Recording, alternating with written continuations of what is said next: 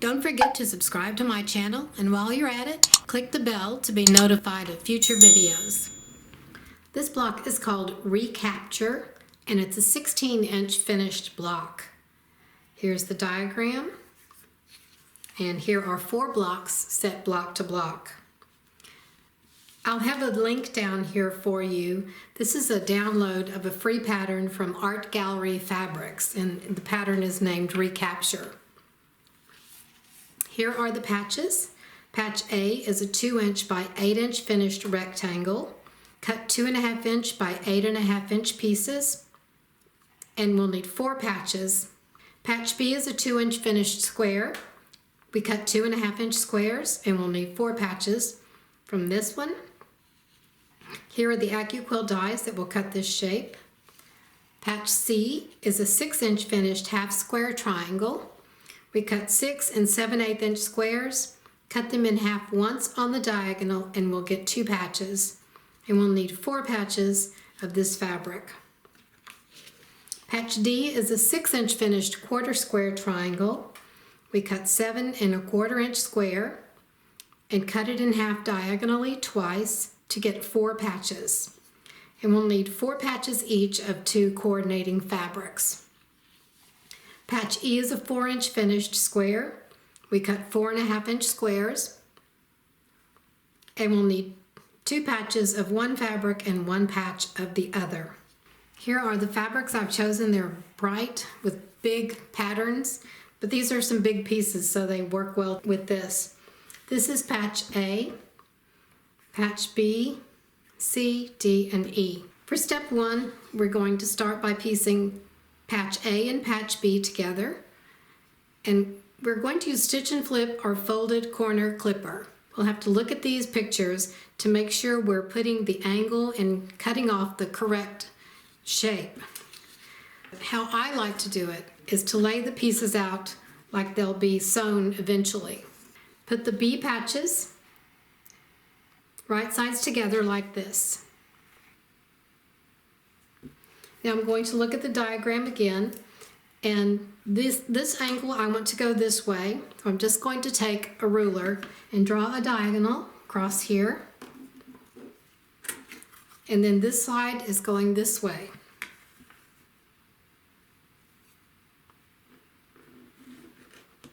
Because we'll use this angle for both of the methods. This triangle is what we want to cut off, so I put an X there. And this is what I want to cut off, so I'm putting an X there. That helps me because I'm going to turn it around when I need to stitch it, and you might forget which one actually gets cut off, and especially when you're using the folded corner clipper. So for this one, we're going to use stitch and flip. So I marked the diagonal line, so I'm going to take it to the sewing machine and stitch on the diagonal line. But this is going to be the folded corner clipper. And so this is what I want to cut off. And I'll have to turn this around. Let's see which way it goes, like this.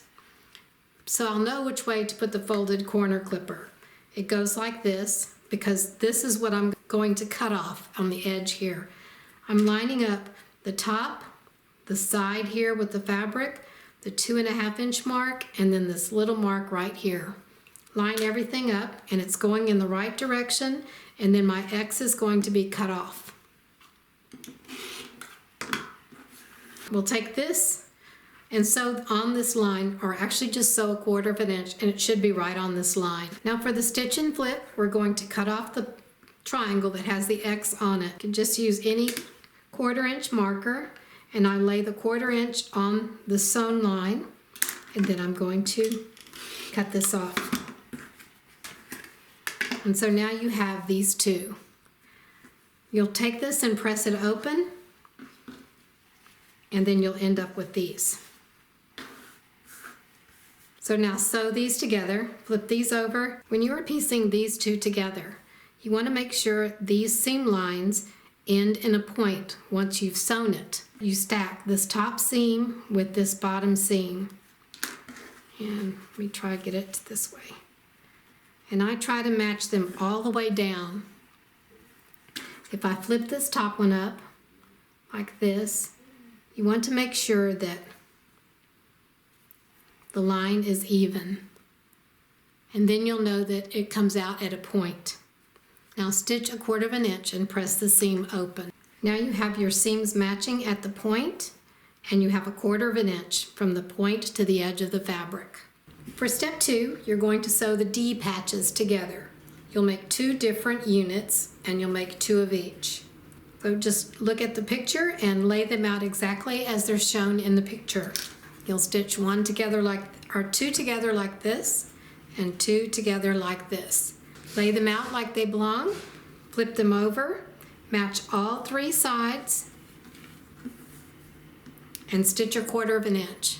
Press the seams open, then they'll look like this. You will have 2 like this and 2 like this. Now these are done, and we're going to take patch C and stitch it together like this. Flip it over, match all 3 sides,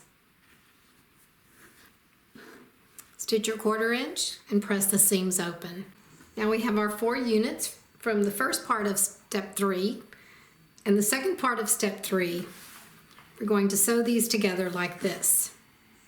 The large triangle goes in the center and makes a peak. Then you have the matching fabrics here and the matching fabrics here.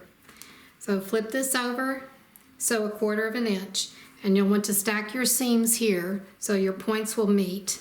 And do the same thing with this one. There'll be 2 identical units. The step 3 units are done. Now we move to step 4, and we take the E patches, and we're going to sew them together like this and press the seams open. Step 4 is done. Now we'll just look at the diagram and put all these units together. I have my prop-it board. I'll put this in the middle, and then these are pointing inward. That, and these the same way. And then these go at the top and bottom.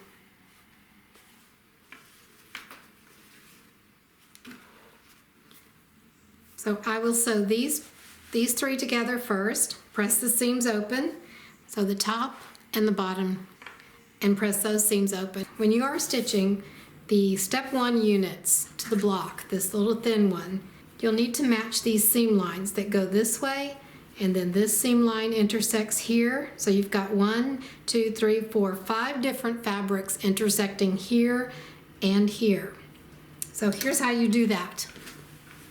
I'll show you on this one. First, you put pins on the ends, the left and right side. Those don't have to be matched. Then you'll just have this middle to deal with. Now what we're looking at is this seam line here and this intersection right here. It's hard to see the different colors, but this point right here, we need to match on this seam line. And I'm just going to eyeball 1/4 inch down on this line. So 1/4 inch from this edge down to the pin. Then I'm going to look for that point there and put my pin at the very top of that point, and then match these 2 together. If you look at it from the top, you want the pin to be perpendicular to the fabric. If it's this way, like this, then your points won't match. So you want it perpendicular. Now put it into the fabric, just like that. Do the same thing over here. We'll just eyeball. If you want, you can measure 1/4 inch right here, and then find the top to this point, and then match the 2, like that. So when you stitch this, you'll start here at the top, stitch your 1/4 inch. When you reach this pin, what I like to do is start taking it out right just before I get to the pin. So you want to stitch right where that pin goes into the fabric. And if you want to stitch over the pins, you can. I usually pull it out about like this, so it won't hit the head of the pin, and then make sure the needle goes right at that point where the pin goes into the fabric. And then just keep stitching 1/4 inch and do the same thing over here. And then stitch all the way down to the end. So now we have our pretty points and our nice straight line this way and this way, and on this side, this way and this way. So if you like big pieces and big blocks, this 16-inch block is for you. And when it's put in the quilt, they have some going this way and then some going this way. It's really a neat quilt. So here's the block.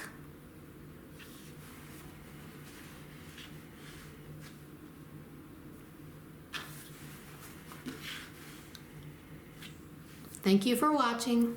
Don't forget to subscribe to my channel, and while you're at it, click the bell to be notified of future videos.